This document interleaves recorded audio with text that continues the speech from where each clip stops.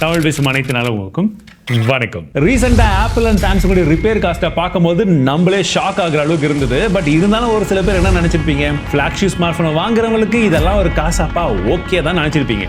ஆனா இருக்கிறதுலயே user base அதிகமா இருக்கக்கூடிய பட்ஜெட் செக்மெண்ட்டை டார்கெட் பண்ணி தான் இவ்வளோ சார்ஜ் பண்ணிட்டு இருக்காங்க. அதுலயும் குறிப்பா கம்மி விலையில நல்ல ஸ்மார்ட் போன் கிடைக்குதுன்னு சொல்லி அந்த பிராண்டு கிட்ட நம்ம போறோம் பாத்தீங்களா, அப்பதான் தண்ணியை தெளிச்சு வெட்ட ஆரம்பிக்கிறாங்க. ஃபிளாக்ஷிப்னா வெறும் 2 கம்பெனி தானா? அதுக்காகவே இங்க பாருங்க, இருக்கிற டாப் 6 பிராண்ட் 7 பிராண்ட் கிட்ட இருந்து 7 ஃபிளாக்ஷிப் எடுத்து கம்பேர் பண்ணிருக்கேன். இதை பார்க்கும் போது தான் எங்களுக்கே அப்படியாச்சு. அதுக்கப்புறம் 20,000 ரூபாய் செக்மெண்ட்லயுமே எடுத்திருக்கோம். ஒவ்வொன்றா பார்க்கலாம். எல்லா பிராண்ட்லயுமே இருக்கக்கூடிய லேட்டஸ்ட் ஃபிளாக்ஷிப் ஸ்மார்ட் போன் எடுத்து பார்க்கும்போது இருக்கிறதுலேயே அதிகமான ரிப்பேர் காஸ்ட் யார்கிட்ட வரும்னு நினைக்கிறீங்க? அஃப்கோர்ஸ் நம்ம பழம் தான் ஏற்கனவே பார்த்துட்டோம். அதனால பழத்தை கொஞ்சம் இப்போதைக்கு ஜூஸ் போட்டுட்டு தள்ளி வச்சுட்டு மற்ற பிராண்டை பார்க்கும்பொழுது செகண்ட் ஹையஸ்டா யார் இருந்தாங்கன்னு பார்த்தீங்கன்னா, எஸ், யாருமே எதிர்பார்க்காத iQOO தான்.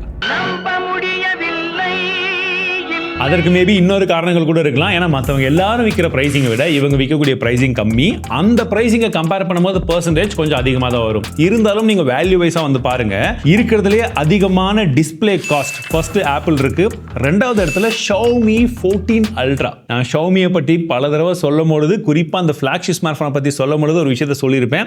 இதுதான் அது. பார்த்தீங்கன்னா டிஸ்பிளே காஸ்ட்ல ரெண்டாவது இடத்துல இருக்காங்க. மூணாவது இடத்துல OPPO அண்ட் OnePlus, அண்ணன் தம்பிங்க 2 பேரும் பக்கம் பக்கம் இருக்காங்க. நாலாவது இடத்துல vivo இருக்காங்க. அஞ்சாவது இடத்துல தான் iQOO. ஸோ iQOO டிஸ்பிளேல பிரச்சனை கிடையாது. அப்ப எங்க மதர் போர்டில்? ஏன்னா மதர் போர்ட் காஸ்ட்டை பார்த்தீங்கன்னா நீங்களே ஷாக் ஆயிடுவீங்க. அஃபிஷியல் பிரைசிங்ல இருந்து மதர் போர்ட் காஸ்ட் மட்டும் பார்த்தீங்கன்னா 60% இருக்கு. அதற்கான முக்கியமான காரணம் என்னன்னா, ஒரு மதர் போர்டை நம்ம மாத்திரம்னா ஜஸ்ட் அந்த போர்டு மட்டும் மாற்ற மாட்டோம். அந்த போர்ட்லேயே வந்து பார்த்தீங்கன்னா நமக்கு SOC இருக்கும், நமக்கு ஸ்டோரேஜ் டைப், ரேம் எல்லாமே இருக்கும் இல்லைங்களா?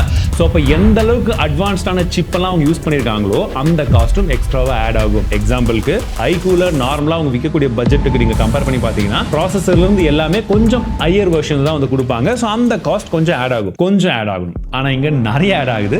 அதுதான் இருக்குது. அப்போ மூணாவது பொசிஷன்ல யார் இருக்காங்கன்னு பார்த்தீங்கன்னா OnePlus இருக்காங்க. ஸோ நாலாவது இடத்துல OPPO, ஐந்தாவது இடத்துல யார் இருக்காங்கன்னு பார்க்கும்பொழுது நமக்கு vivo வராங்க. Xiaomi 6வது இடத்துல இருக்காங்க. கன்சிடரபிளி ஓகேவா இருக்கு. பட் ஸ்டில் அவங்களுடைய காஸ்ட் எவ்வளவு இருக்குன்றது வந்து பார்த்துக்கோங்க. இருக்கிறதுலே கடைசி இடத்துல இருக்கிறது சாம்சங் தான். ஏன்னா மோஸ்ட் ஆஃப் த காம்பனன்ட்ஸ் அவங்களுடைய ஓன் காம்பனன்ட்ஸ், ஓன் மேனுஃபேக்சரிங் அப்படின்றதுனால அவங்களுக்கு அது கொஞ்சம் எஃபிஷியண்டா இருக்கலாம்.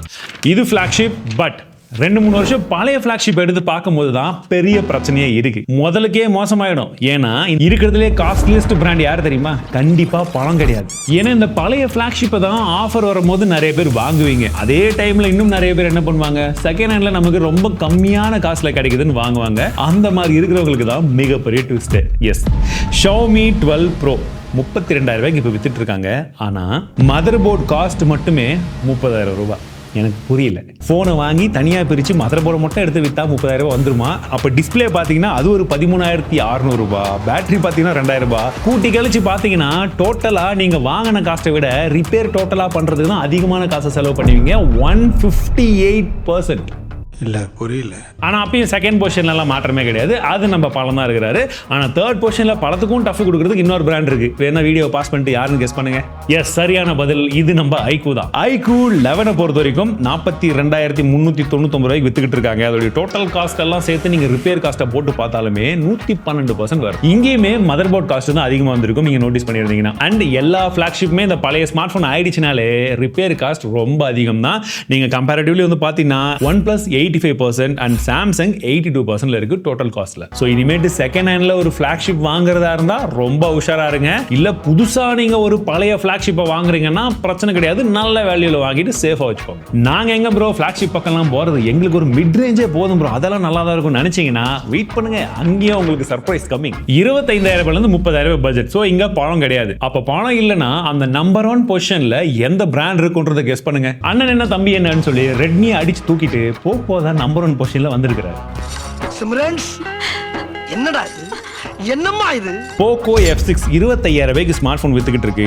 ஆனா டோட்டல் ரிப்பேர் காஸ்ட் 113%. இன்ஃபேக்ட் பாத்தீங்கன்னா மதர் போர்ட் காஸ்ட் மட்டும் 72%. அதற்கான காரணம் நான் ஏற்கனவே சொன்னது. ஏன்னா இவங்க பட்ஜெட் செக்மெண்ட்ல எல்லாம் ப்ராசஸர் ஒரு படி எக்ஸ்ட்ராவா இருக்கிறதா கொடுப்பாங்க. அண்ட் டிஸ்பிளே உடைய காஸ்ட்டும் இவங்களுக்கு அதிகமா இருக்கு. நம்பர் 1 பொசிஷன்ல இருக்கிறது வந்து பாத்தீங்கன்னா Redmi Note 13 Pro Plus 41% வெறும் டிஸ்பிளேக்கு மட்டும். செகண்ட் பொசிஷன்ல தம்பி இருக்கிறாப்ல POCO. அண்ட் மீதி எல்லா பிராண்டுமே அரௌண்ட் 25 to 30% வரைக்கும் இருக்கு டிஸ்பிளேவை பொறுத்த வரைக்கும். ஆனா மதர் போர்டை ரொம்ப முக்கியமா பார்க்க வேண்டிய காரணம் என்னன்னு பார்த்தீங்கன்னா இப்போ ரீசெண்ட் டைம்ஸ்ல ஒரு சில இஷ்யூஸ் எல்லாம் நமக்கு வர ஆரம்பிச்சது இல்லையா, பிராண்ட் பொறுப்பே எடுத்துக்காத அளவுக்கு வந்தது. மதர் போர்டு இஷ்யூவும் இருந்தது, டிஸ்பிளேல கோடும் விழுந்தது. ஸோ இந்த மாதிரி இருக்கக்கூடிய பிராண்ட்ஸ் எந்த அளவுக்கு சார்ஜ் பண்றாங்கன்றது நீங்க முன்கூட்டி தெரிஞ்சுக்கணும். சரி, இதெல்லாம் வாரண்டியில் இருந்தா பிரச்சனை இல்லை தானே ப்ரோ? ஏன்னா ரீசெண்ட் டைம்ஸ்ல வாரண்டியை ஒரு பிராண்ட் 2 வருஷம் இன்க்ரீஸ் பண்ணிட்டாங்க. ஒரு சில பிராண்ட் நாங்க பிரச்சனை பண்ணோமா, நாங்க மாத்தி தரோம் கூட சொல்லிட்டாங்க, நல்ல மனசு பண்ணி நம்ம எல்லாம் வீடியோ போட்டதுக்கு அப்புறம். பட் அதுலயுமே ஒரு பிரச்சனை இருக்குது. ஆல்மோஸ்ட் இந்த செக்மெண்ட்ல எல்லா பிராண்டுமே வந்து பாத்தீங்கன்னா மேக்ஸிமம் ஒருவேளை உங்களுக்கு ரிப்பேர் காஸ்ட் ஆகுது அப்படின்ற பட்சத்தில் 80% மேல தான் சார்ஜ் பண்றாங்க. சாம்சங் மட்டும் தான் 66.80 இருக்கு. சாம்சங் ஸ்பான்சர்டா ப்ரோ அப்படின்னு கேட்காதீங்க,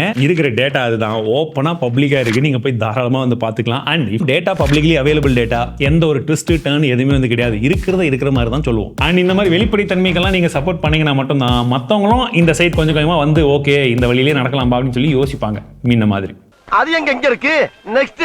அண்ட் இருக்கிறதுலே பெரிய அடி எங்க விழும் தெரியுமா? நம்ம அந்த 10,000 ரூபாய் 20,000 செக்மெண்ட்குள்ள வாங்குறோம் பாத்தீங்களா, அந்த மொபைலுக்கு வரக்கூடிய ரிப்பேர் காஸ்ட் தாங்க ரொம்ப அதிகம். ஏன்னா நம்ம வாங்கும் போது நல்ல வேல்யூ ஃபார் மணி, பிராண்டும் அது ஒரு வேல்யூ ஃபார் மணிக்காக தான் நிறைய பிராண்ட்ஸ் கொடுக்குறாங்க. பட் டோட்டல் ரிப்பேர் காஸ்ட்டை பொறுத்த வரைக்கும் ஆல்மோஸ்ட் நீங்க ஒரு புது ஸ்மார்ட் போன் வாங்குற அளவுக்கான காசை அவங்களுக்கு கட்டணும் ரிப்பேர் பண்றதுக்கு. அதுல இப்போ ரீசெண்டா நல்லா வித்துட்டு இருக்கக்கூடிய ஒரு 4 ஸ்மார்ட் போன் எடுத்திருக்கோம். iQOO, Samsung, OnePlus and Redmi. இதோடைய காஸ்ட் நீங்க கம்பேர் பண்ணி பாத்தீங்கன்னா இருக்கிறதுலே அதிகமா டிஸ்பிளேக்கு சார்ஜ் பண்றது ஆல்மோஸ்ட் எல்லா பிராண்டுமே தான். உங்களுக்கு சாம்சங்கும் வந்து பார்த்தீங்கன்னா கிட்டத்தட்ட 27%, iQOO 25%, OnePlus 22%, Redmi 28%. ஸோ இதில் பெரிய டிஃபரன்ஸ் கிடையாது. மதர் போர்டில் பெரிய டிஃபரன்ஸ் இருக்குன்னு பார்த்தீங்கன்னா iQOO இங்கேயுமே 71% கிட்ட அவங்க தான் சார்ஜ் பண்ணுறாங்க. திரும்ப அதே சொன்னால் iQOO ஸ்பான்சர்னு நினச்சிக்குவாங்க. இருக்கிற டேட்டாவை சொல்லலாம். உண்மை இப்போல்லாம் உண்மையை சொல்கிறதுக்கு கூட 10 தடவை யோசிக்க வேண்டியதாக இருக்குதுப்பா. அண்ட் டோட்டலாக மற்ற எல்லா பிராண்டுமே வந்து பார்த்தீங்கன்னா 90% மேலே சார்ஜ் பண்ணுறாங்க.